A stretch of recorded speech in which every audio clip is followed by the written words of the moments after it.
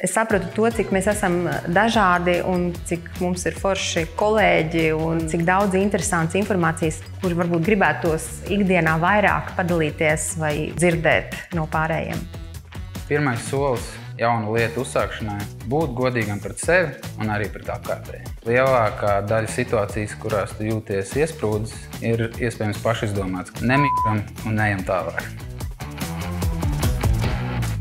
Lielas lietas sākas ar nejaušībām. Ļoti neatlaidīgiem cilvēkiem, kas ir netīšām nokļuvuši vietās un centušies ļoti izdarīt tas, kas no viņiem atkarīgs. Es ceru, ka man arī dzīvē vēl un vēl būt pareizās vietās un darīt savu daļu, lai varētu radīt lielas lietas kopā.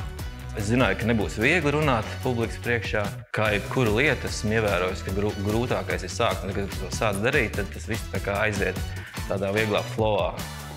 Tu gaidi, ka dzīve dos tev zīmi, un viņi dod, un nevienmēr viņi māca izlasīt. Ieraugi tikai kaut kad vēlāk, kad tā zīme tur ir bijusi, un es domāju, ka tas nekas.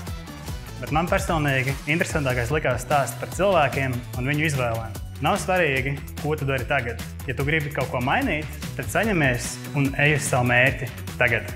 Mēs katrs esam citādāks, mums katram ir savs stāsts aizmugurē. Ticu, ka ar visiem šiem stāstiem un daudziem citiem vēl neizstāstītiem stāstiem mēs varam radīt vēl ne tikai 20, bet arī 40, 60 un 100 gadus garu stāstu.